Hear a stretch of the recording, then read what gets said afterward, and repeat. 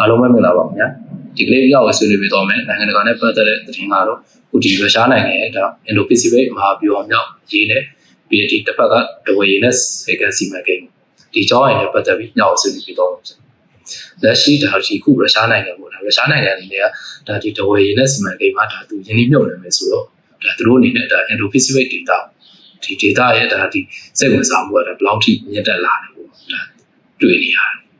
။ဒါသူတို့ဘာကြောင့်ဒီ area သမုဒ္ဒရာတွေမှာဒါလာပြီးတော့ယင်းနှိမ့်မြုပ်နေကြတယ်။ဒီကြောင်းနဲ့ပတ်သက်ပြီးတော့ဒါပြန်ပြီးတော့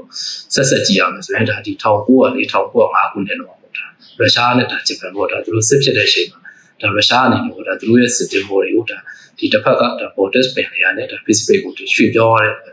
ဒီအချိန်ပေါ့အဲ့အချိန်ကဒါ9လလောက်သူတို့ကြာသွားတယ်။ကြာတော့သူတို့ဒီ Pacific ဒေသကိုရောက်တဲ့အချိန်မှာဒါဒီဂျပန်ရဲ့ဂျာပြတ်တိုက်ခိုက်တာဖြစ်ပြီးတော့ဒါသူတို့စစ်ရှုံးသွားတာ။ဒါသူတို့အတွက်တော့အဓိကအားဒီစစ်တင်မိုးတွေထားဖို့တော့စိတ်ကန်းတွေအဓိကဖြစ်တာ။ဒါဒီရုရှားနိုင်ငံမှာဆိုရင်ဒါဒီစိတ်ကန်းတွေဒါအရှိဖြားနဲ့အနောက်ဖြားဆိုပြီးတော့ဒါနှစ်ခုရှိတာ။ဒါအနောက်ဖြားမှာဆိုရင်ဒီ border span တွေကဒါ Petersburg စိတ်ကန်းရဲ့ Stalingrad စိတ်ကန်းဒီဘက်မှာဆိုရင်ပြည်လည်နဲ့စိတ်ကန်းရှိတာဒါအရှိဖြားမှာဆိုရင်ဒီ Vladivostok စိတ်ကန်းတစ်ခုပဲရှိတာအဓိကအားဖြင့်ဒီစိတ်ကန်းတွေကဒီရာသီဥတုရှိနေရတာစောင်းနေဆိုရင်အေးခဲနေတာဖြစ်တယ်ဒါသူတို့ဒီအနောက်ဖြားကိုအဓိကဒီစစ်တင်မိုးတွေထားပြတဲ့အတွက်သူတို့အနေနဲ့ဒါနိုင်ငံတကာမှာပေါ့ဒါသူတို့ရဲ့ဒီစိတ်ကန်းတွေပို့ပြီးတော့ဒါတိုးရှက်ဆောက်လို့ကိုလိုလာအဓိကတော့ဒါစီးရီးယားမှာဒါသူတို့ဒီအနောက်ဖြားရဲ့ဒါထောက်ပံ့ပို့ဆောင်ရေးအတွက်ဒါအဓိကစိတ်ကန်းဒီ data access ကရှိတယ်စီးရီးယားခုဒီလက်ရှိဒါရှိတယ်ပဲပြီးခိုင်းတယ်ဒါစီးရီးယားဒါရုရှားနဲ့ဒါဘယ်နာမသိလို့ဒါသူတို့အနေနဲ့ဒီစိုးရိမ်စရာဖြစ်လာဒီတစ်ဖက်ကဒီ border span တွေဘက်ကထွက်မဲ့ဒါတင်မိုးတွေကလည်းဒါဒီတူတကီးပိတ်ထားဖြစ်တဲ့တော့ဒါသူတို့ထွက်မရအောင်ဖြစ်သွားဒါသူတို့အနေနဲ့အခုဒီနိုင်ငံတကာမှာပေါ့ဒါသူတို့ဒီစိတ်ကန်းတွေပို့ပြီးတော့ဒါတိုးပြီးတော့စောက်လို့ပို့တော့ဒါသူတို့အကာအကွယ်ပိုင်းနေနဲ့ဒါသူတို့မြင်လာဘူးဒီတစ်ဖက်ကကြည့်မယ်ဆိုတော့ဒါစီးပွားရေးပိုင်းစီးပွားရေးပိုင်းနဲ့ဒါခုဒီရုရှားနောက်ပိုင်းပေါ့နောက်ပိုင်းရှည်တွေပေါ့နောက်ပိုင်းရှည်တွေမှာဒါဒီတောင်အာရှနဲ့ဒီအရှေ့တောင်အာရှတွေပဲမှာဒါမျက်စိကြာ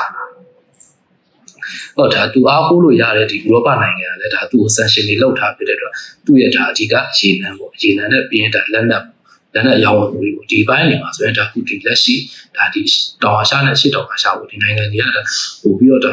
တိုးဝယ်လာပြီးတော့ဒါပို့ပြီးတော့တိုးတက်တာစီးပွားရေးအနေနဲ့ဒါအခွင့်အလမ်းတစ်ရပ်ဖြစ်လာဒါသူ့အနေနဲ့ဒီဘက်ကဒီနိုင်ငံတွေကိုလည်းပို့ပြီးတော့ဒါမျက်စိကြာလာတယ်တရုတ်နိုင်ငံပေါ့တရုတ်နိုင်ငံနဲ့ဒီအမေရိကန်ရဲ့အားပြိုင်မှုဖြစ်နေတဲ့ဒီဒေသတွင်းနိုင်ငံတွေဒီ data နဲ့နိုင်ငံတွေကဒါပရိပက္ခဆိုဖြစ်သူတို့ရှိနေတာဖြစ်တဲ့အတွက်ဒါသူတို့ကဒီလက်နက်အင်အားပေါ့ဒီပြည်ကာကွယ်ပိုင်းဒါတွေတိုးမြင့်လှုပ်ဆောင်နေတာတိုးမြင့်လှုပ်ဆောင်မှုအပိုင်းမှာလည်းဒါတရုတ်နဲ့ဒါပနာတင်တဲ့နိုင်ငံပေါ့ဒီနိုင်ငံတွေကလည်းဒါတရုတ်နဲ့ပနာတင်လို့ပြီးရင်ဒီတစ်ဖက်ကဒါအမေရိကန်နဲ့အဆင်မပြေတဲ့နိုင်ငံဒီနိုင်ငံတွေအားလုံးကဒါသူတို့အနေနဲ့တရုတ်ပစ္စည်းလဲဝယ်လို့မရပြီးအမေရိကန်ပစ္စည်းလဲဒါသူတို့မဝယ်ချင်ပေါ့အလိုရှင်တွေနဲ့ကြုံတဲ့အချိန်မှာဒါရုရှားအတွက်ကဒါအဓိကအခွင့်အရေးဖြစ်လာဒါရုရှားကလည်းဒီစီးပွားရေးရတာသူနေတဲ့ဒီတောင်အာရှနဲ့ဒီရှေ့တောင်အာရှနိုင်ငံတွေကိုပို့ပြီးတော့ဒါမျက်စိကြာတာဒီအချိန်မှာပဲဒါဒီရှေ့တောင်အာရှရဲ့ဒါဗျူဟာကျတဲ့ဒီဒဝဲရေနက်စီမံကိန်းပေါ့ဒီပင်မစီမံကိန်းကဒါရုရှားအတွက်အဓိကဖြစ်လာဒါအခုဒီလက်ရှိပေါ့ဒါဒီပင်မစီမံကိန်းမှာလည်းရုရှားနဲ့ဒီမြန်မာနိုင်ငံပေါ့ဒါလျှက်စစ်လုပ်ငန်းတွေပြီးရင်ဒီတမ်လီလုပ်ငန်းပြီးဓာတ်မြေဩဇာပြီးရင်ဒီဘက်ကဒါကနဦးဒါမြို့ပြအိမ်ယာစီမံကိန်း